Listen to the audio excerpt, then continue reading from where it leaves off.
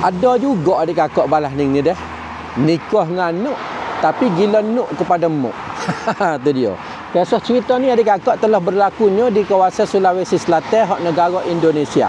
Ambo petik ambil dari Sinar Harian. Ada tempat rojok okey lah. Patah hari ni sebelah Thailand ni pun nampak ada juga yang mau duk share beberapa orang. Jadi kisah ceritanya lagu ni adik kakak. Ada seorang lelaki tu dia pergi menikah dengan seorang perempuan umur lebih kurang 21 tahun adik kakak.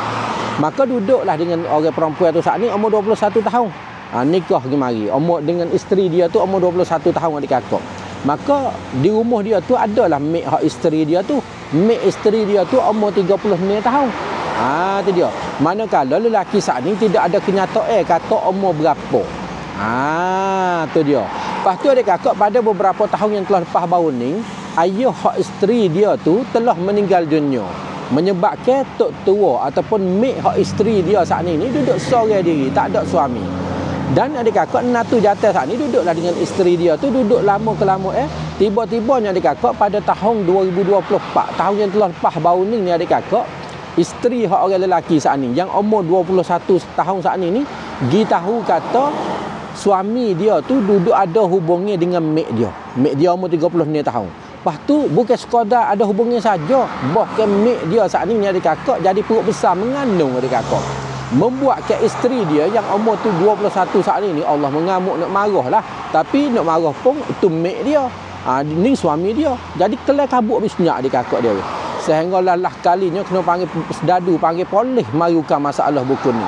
Maka akhir-akhir sekali adik kakak kecek bincang mari panggil keluarga hak tino marilah.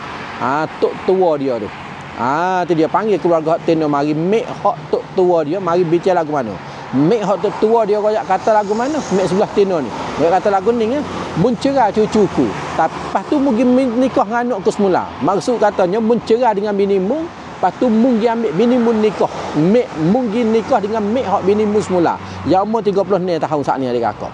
Maka adik kakak lah kalinya seorang lelaki saat ni dia bercerai bini dia hak umur 21 tahun.